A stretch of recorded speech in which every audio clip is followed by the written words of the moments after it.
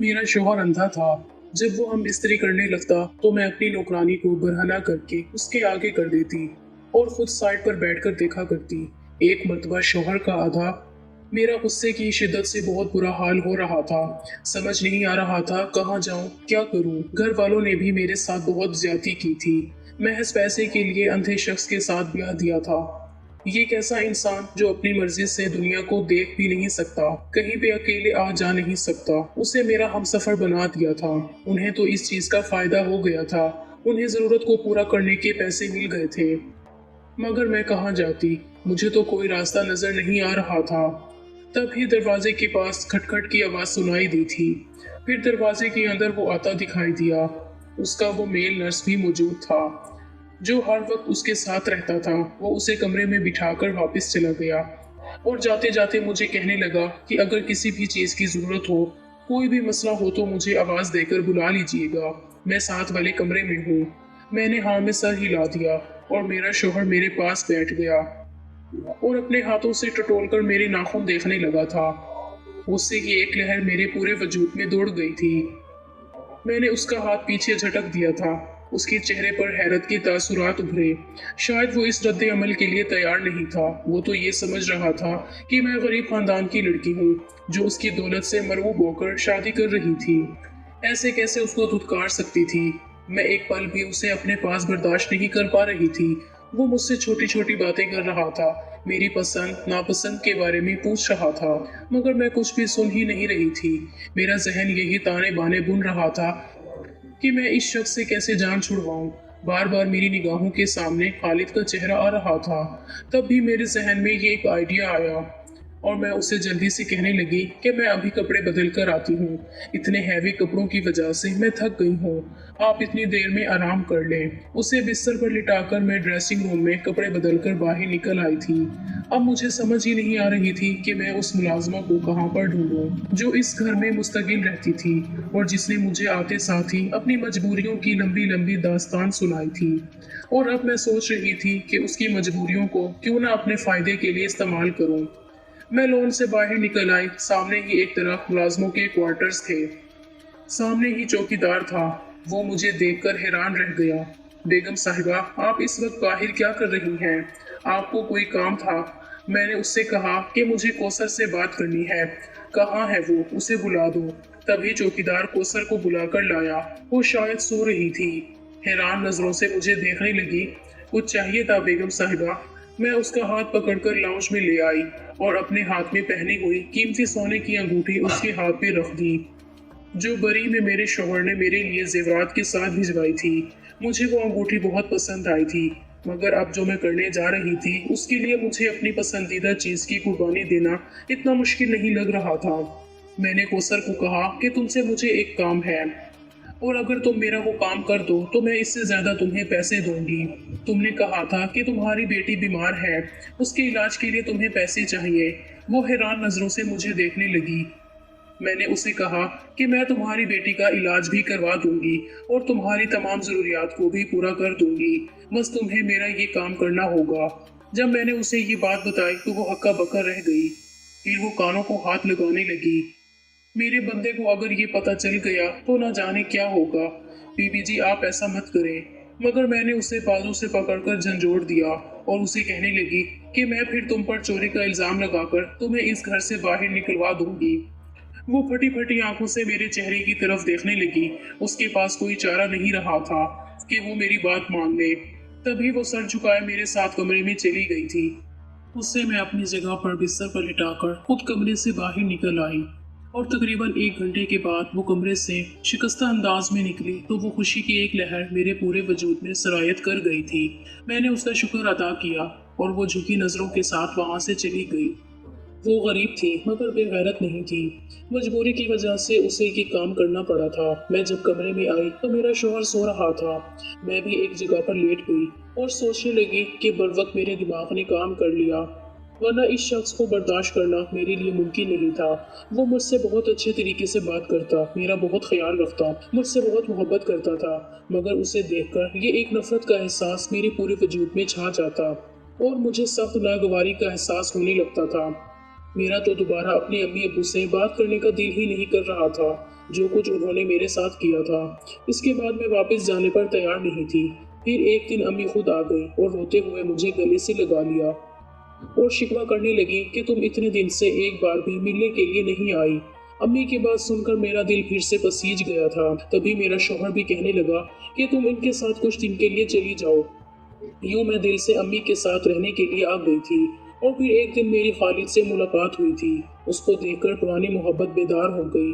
उसने भी एक शिकवा करना नजर मुझ पर डाली और दोबारा से अपने काम में मसरूफ हो गया था। वो उस वक्त छत पर पतंग उड़ा रहा था। काफी देर तक मैंने उसे नजरअंदाज करने की कोशिश की, मगर जब खुद पर काबू ना पा सकी तो बल आखिर मैं दिल के हाथों मजबूर होकर उससे मुखातिब हो बैठी थी। और फिर उसकी शिकवा भरी बातें सुनकर मुझे अंदाजा हो गया था कि वो बहुत दुखी है। उससे ज्यादा तो मैं दुखी थी। इस सब में मेरा कोई कसूर नहीं था। उसके चेहरे की तरफ देखते हुए मेरे जहन में वो घिनौना ख्याल आया और मैं सोचने लगी कि इस ख्याल को पाया तकमील तक कैसे पहुंचाऊं। घर आने के बाद मैंने अपने मंसूबे पर अमल दरामद करना शुरू कर दिया था। वो मुलाजमा अपनी मजबूरी की वजह से मेरी बात मानने पर मजबूर थी।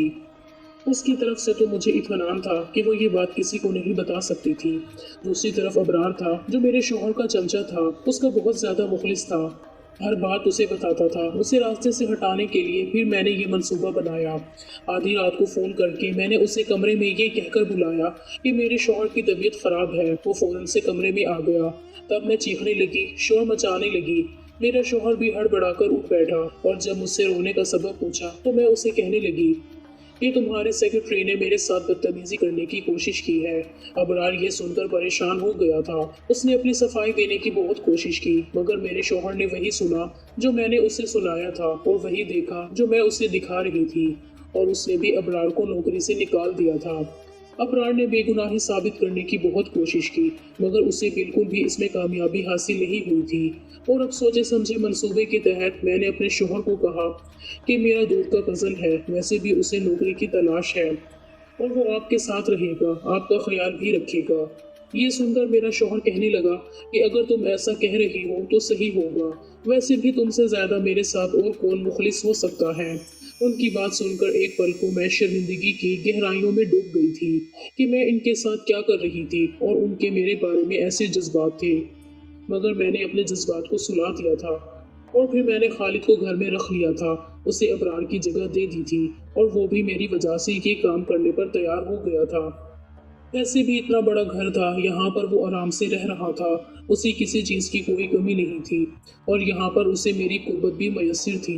हम दोनों ही बहुत खुश थे, कामयाबी से खेल खेल रहे थे। मैं अपनी मुलाजमा को अपने कमरे में बुला लेती थी और खुद खालिद के कमरे में चली जाती थी। सब कुछ मेरी मर्जी के मुताबिक हो रहा था। एक दिन मेरा शौहर कहने लगा कि मैं काम के सिलसिले में मुल्क से बाहर जाना चाहता हूँ। ये सुनकर मैं बौखला गई थी कि अगर वो मुल्क से बाहर जाएंगे तो खालिद भी उनके साथ जाएगा और खालिद के बगैर मैं कैसे रह सकती हूँ। तभी बातों बातों में मैंने उनसे पूछा कि आप अपने साथ किसको लेकर जाएंगे, आपका ख्याल रखने के लिए भी कोई होना चाहिए। वो कहने लगा कि मेरे साथ मेरा दोस्त जा रहा है, वो मेरा ख्याल रखेगा। उनकी बात सुनकर मैं मुतमईन हो गई। मुझे भला इस बात पर क्या एतराज हो सकता था। वो फिर मुल्क से बाहर चले गए थे। ये एक महीना मैंने बहुत भरपूर अंदाज में गुजारा था। अपने शौहर के पैसे का इस्तेमाल करते हुए मैं खालिद के साथ ऐश कर रही थी। पूरे पाकिस्तान में वो जगहें जहाँ पर मैं वैसे जाने का तसव्वुर भी नहीं कर सकती थी, इन सब जगहों पर ना सिर्फ हम दोनों घूमने के लिए गए थे, बल्कि हम दोनों ने बहुत ज़्यादा इंजॉय किया था। जिंदगी में आने वाले ये लम्हात हम लोगों ने भरपूर तरीके से गुजारे थे। हम दोनों ही बहुत खुश थे। और फिर एक महीने के बाद जब मेरे शौहर घर आ गए तो वो पहले से बदले हुए लग रहे थे।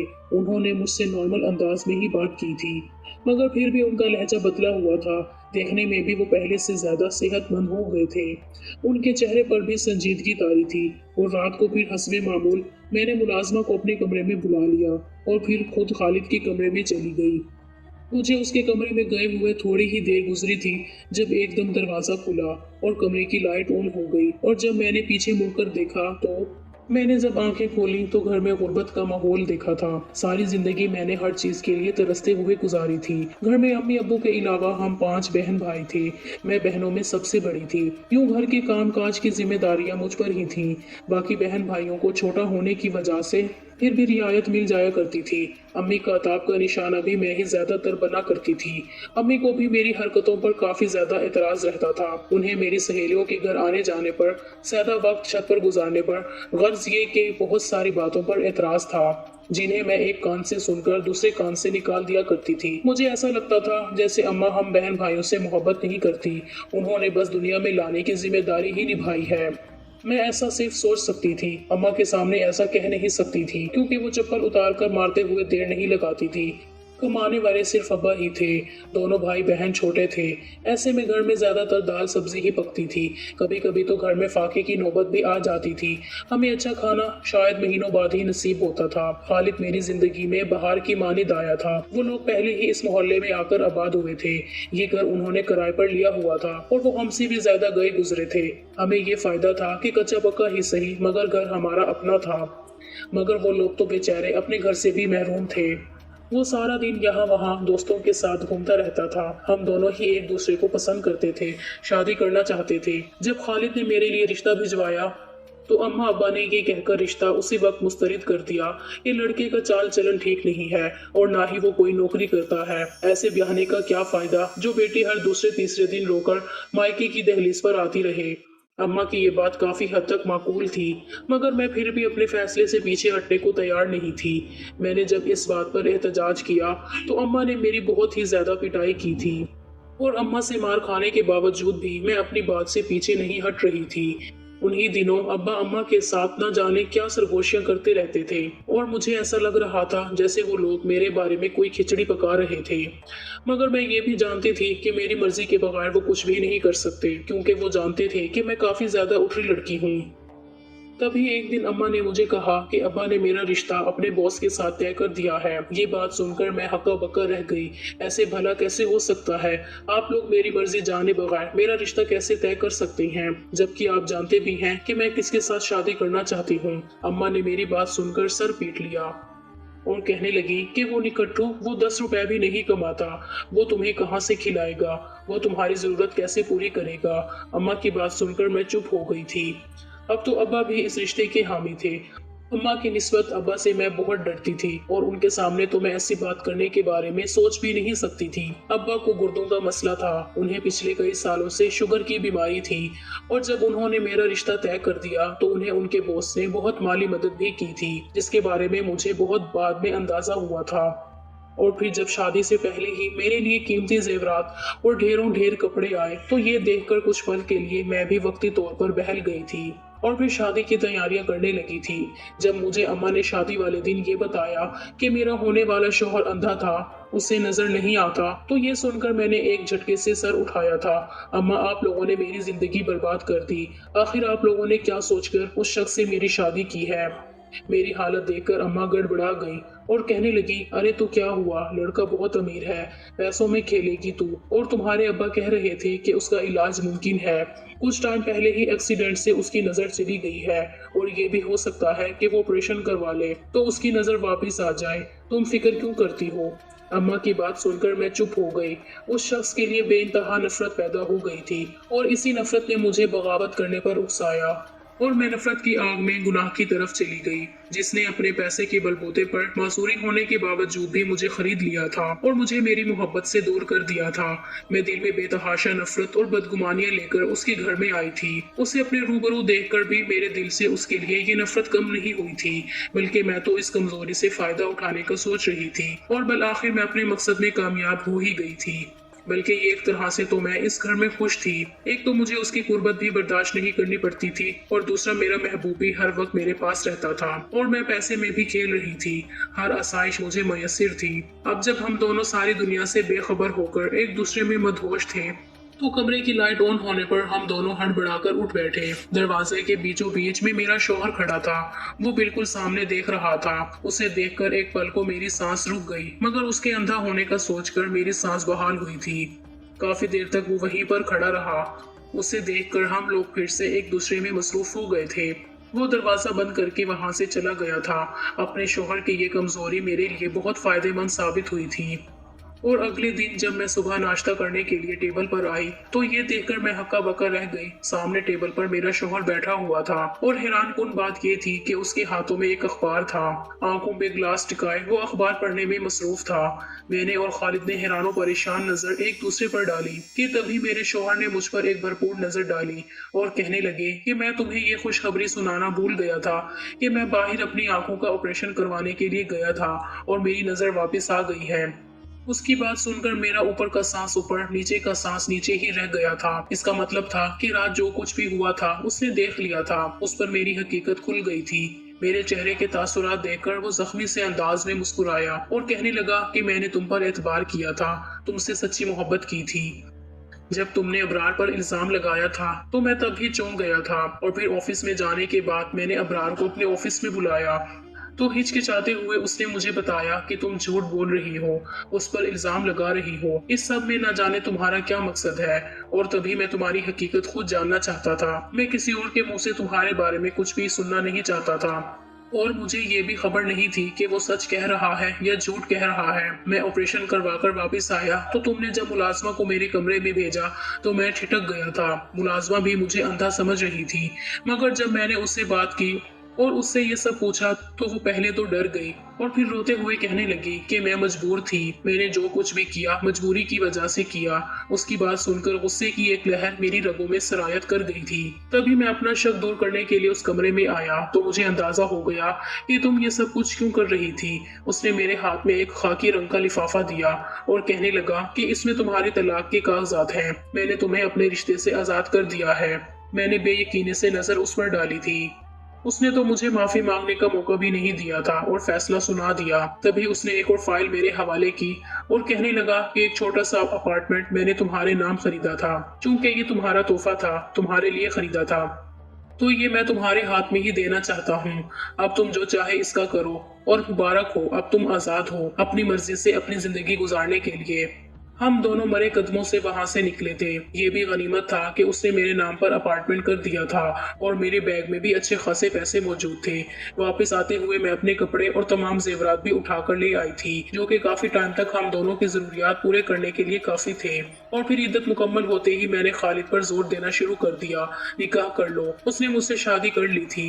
सारा दिन वो घर में ही रहता था। अब मेरे पास पैसे और जेवरात खत्म होने लगे थे। अब मैं चंद चलाने लगी थी। सुबह शाम मैं खालिद को कहती थी कि कोई काम धंधा कर लो, आखिर कब तक यूं घर में पड़े रहोगे। जब भी मैं उसे ये बात कहती तो वो मुझे प्यार से टाल देता, मगर अब मेरी बर्दाश्त जवाब दे गई थी। अब मैं उसे गुस्से से ये बात कहती थी, इसी वजह से उसने मुझ पर हाथ उठाना भी शुरू कर दिया था। मैं जब भी उसे कमाने की बात करती मुझ पर गुस्सा करने लगता, मुझे मारने लगता। वो तो निखटू इंसान था, उसे तो काम करने की आदत ही नहीं थी। अम्मा की बात बिल्कुल सही थी, वो सिर्फ आवारागर्दी कर सकता था, उसके अलावा उसमें और कोई गुण नहीं था। मगर अफसोस कि मैं इन्हीं खूबियों की वजह से उस पर मरती थी और अपना हंसता बसता घर उजाड़ कर बैठी थी। माँ बाप मुझसे नाराज थे, वो मेरी शक्ल देखने के भी रवादार नहीं थे और यहाँ पर मैं हर वक्त जलते घुटते दिन गुजार रही थी। तालीम मेरी मैट्रिक तक थी, मुझे किसी अच्छी जगह पर नौकरी भी नहीं मिल सकती थी। तभी मैंने एक फैक्ट्री में काम करना शुरू कर दिया था। सुबह से लेकर शाम तक मैं फैक्ट्री में काम करती रहती थी और जब घर में आती तो मेरा शौहर अपने बिस्तर पर लेटा हुआ टीवी देखने में मसरूफ होता था। उसको देखकर गुस्से की लहर मेरे वजूद में दौड़ जाती थी और फिर सारा दिन की थकी हारी मैं घर के काम करने में मसरूफ हो जाती। बार बार मेरी आंखों से आंसू बहते और मुझे अपने वो ऐश भरे दिन याद आ जाते जो मैंने अपने शौहर के घर में गुजारे थे। और अब तो वो दिन जैसे मेरे ख्वाब बन के रह गए थे।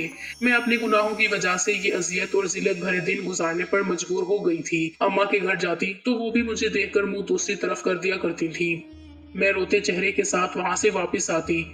मैं घर और नौकरी में जैसे गन चक्कर बन गई थी। मैं अब हर लम्हे पछताती रहती थी। अगर अम्मा की बात मानती और थोड़ा सा सब्र से काम लेती, अपने शौहर को इज्जत और मोहब्बत देती। अम्मा ने कहा भी था कि ऑपरेशन के बाद वो ठीक हो जाएगा, मगर मैं ही उसकी नफरत में बावली हुई जा रही थी। आज उसके साथ उसके घर में ऐशो आराम की जिंदगी गुजार रही होती और अब तो उसकी आंखें भी वापस ठीक हो चुकी थी। अम्मा सही कहती थी कि तुम सदा की जल्दबाज हो और आज इसी जल्दबाजी की वजह से मैं कहीं की नहीं रही थी। अब मुझे खालिद के साथ ही हर हाल में गुजारा करना था, क्योंकि खालिद मेरा अपना इंतखाब था और खालिद को पता था कि मुझ पर वापसी के सारे दरवाजे बंद हो चुके हैं और मैं उसे छोड़कर कहीं नहीं जा सकती। और इस अपार्टमेंट में वो आराम से रहता था और मैं सारा दिन काम काज करके घर का चूल्हा जला रही थी। मुझ जैसी औरतों के साथ ऐसा ही इबरतनाक अंजाम होता है। आज की वीडियो कहानी आपको कैसी लगी कमेंट करके जरूर बताइएगा, और वीडियो अच्छी लगे तो लाइक शेयर जरूर कीजिएगा और मेरे चैनल को सब्सक्राइब करें। फ्रेंड्स, मिलते हैं अगली नई वीडियो के साथ, तब तक के लिए अल्लाह हाफिज।